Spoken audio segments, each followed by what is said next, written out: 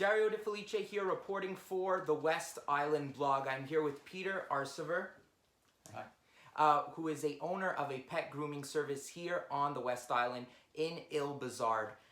So Peter, Monday the Quebec government announced that they were adding to the list of essential services, of course, for the COVID-19 pandemic, and that includes residential construction, auto mechanics, and gardening centers.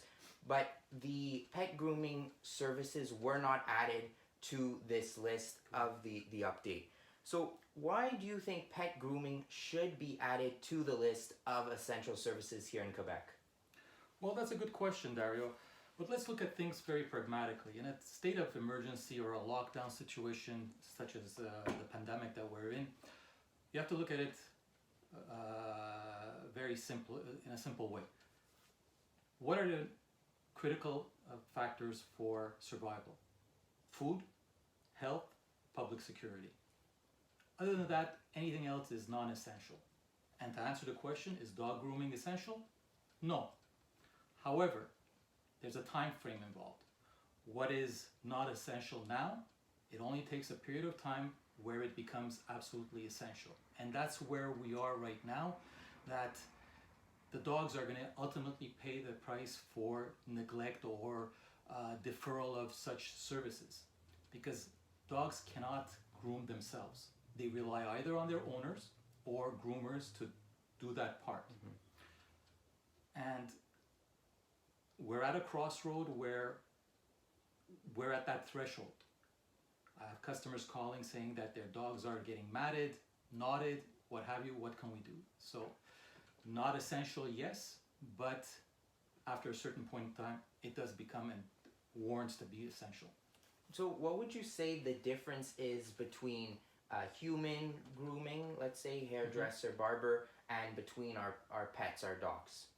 Okay, well, true, the hairdressers and barbers are also considered non-essential, but the difference between animals and humans, we can always defer our needs. We can grow our hair longer, style it a different way, color it at home. However, pets or dogs, those breeds that do require grooming, can only defer it up to a certain point. After which, they will have knotting, which will convert to matting. The skin won't breathe. It'll have dry, itchy skin. And then they'll have to be seen by a vet to take care of the irritations. And let's not forget, even the most basic of grooming, nail clippings, that also has to be done. Some people are afraid to do it because they can't see the quick, they can't see the nerve, and they're afraid to cut because it may bleed. And if it grows, it just adds discomfort for the dog when they're walking. It's no different than us wearing a shoe half a size smaller. Yes, it could be done, but you're not going to be comfortable walking in there. So it's looking at the well-being of the animal. And it could develop into health issues. Yes, because there are some dogs that have dew claws, which are the T-Rex type of claws, the thumb claws, that because they make no contact with the ground, it doesn't self-file, and it curls in, and it could go into the pad. And if it grows into the pad, then infections could come in. That's where it has become at the point of being essential at this point. Okay, very good. Would it be possible for you to perform the pet grooming services while keeping a 2-meter distance, which is of course the space recommended by the Quebec government? Yes, absolutely. I mean, that is no question. It's no room for negotiation. That up until we have a cure for the epidemic, we do have to abide by the 2-meter rule. We do have to abide by the social distancing rules. But to answer that question, I believe all groomers have the means to perform their tasks without the human contact. It's a no-brainer. There's minimal, if any, expense. We have 3 types of groomers. The ones that are in store, we have the mobile grooming services, and we have the in-home grooming services. And each one could offer a no-contact service to perform pet grooming without the human element.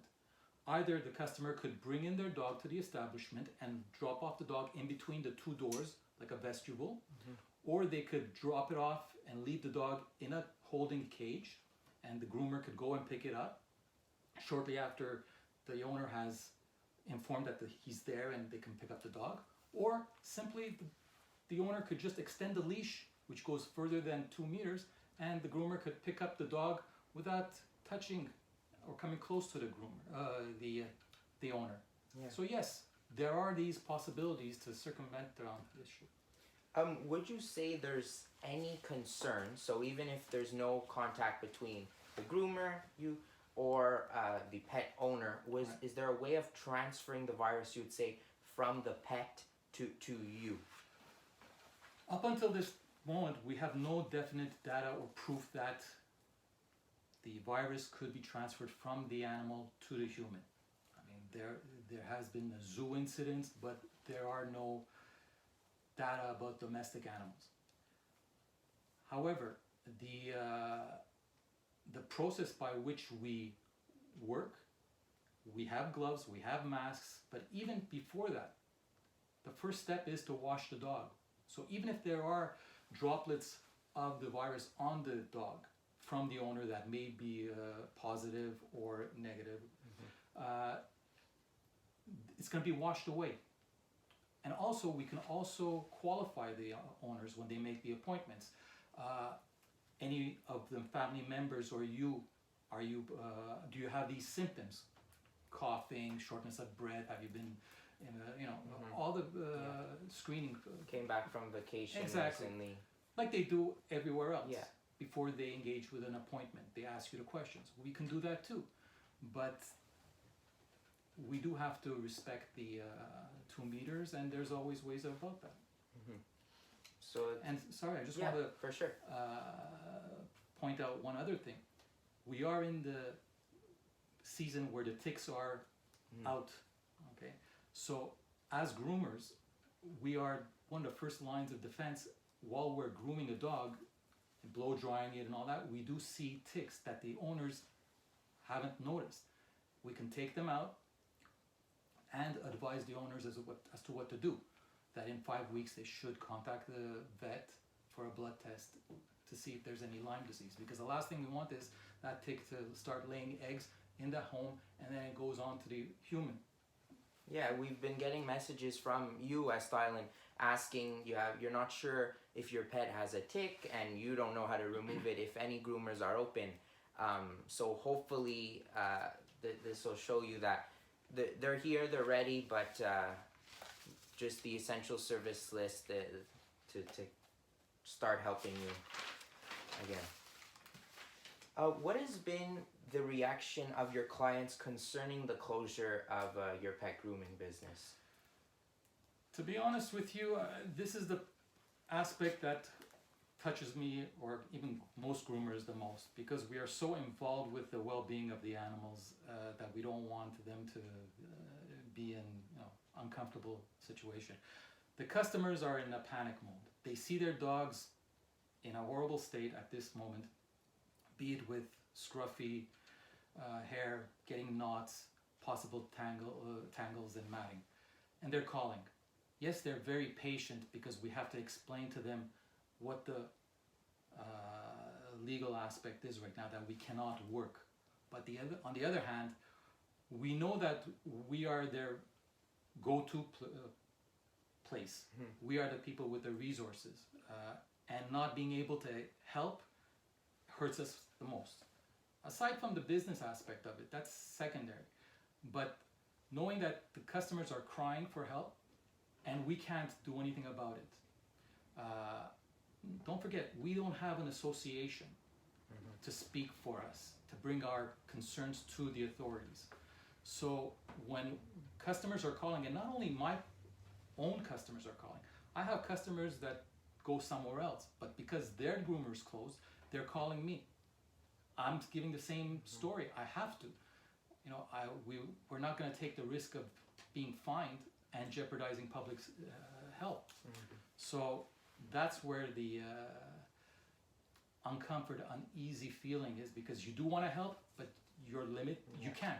I can't even say we're limited. Our hands are tied.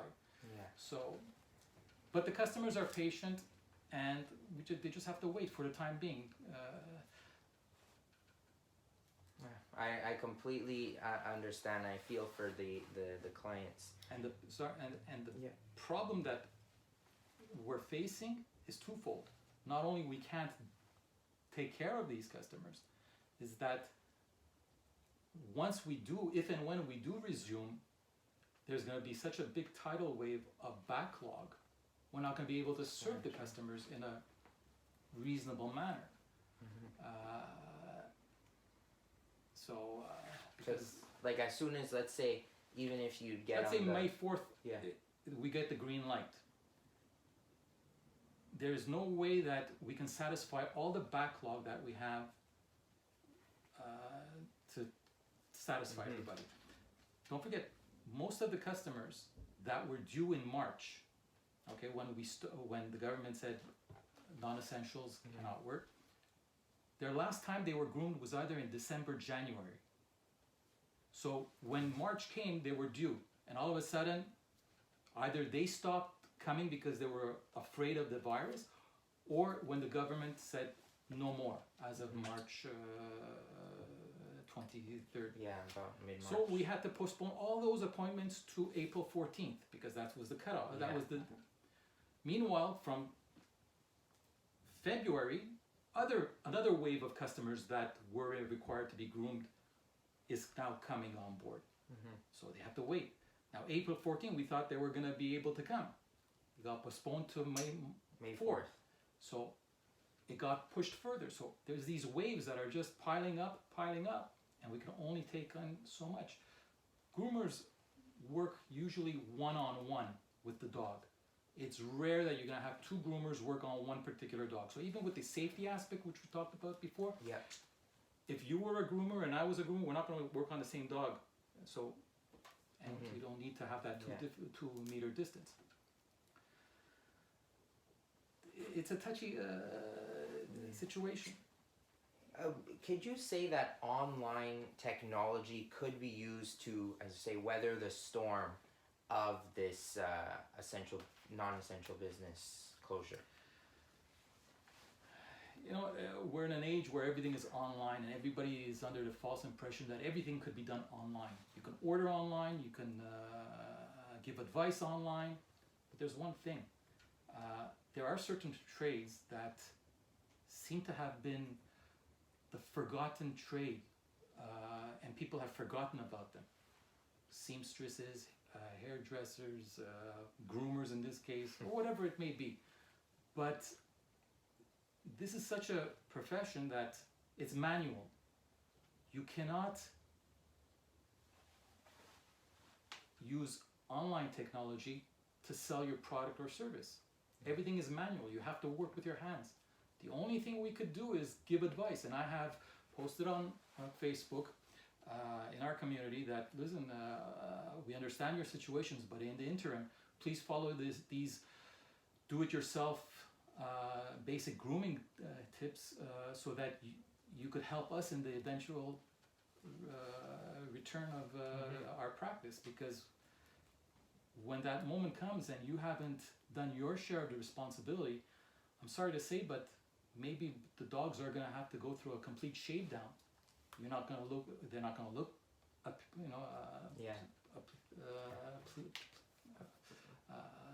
pleasant. Yeah.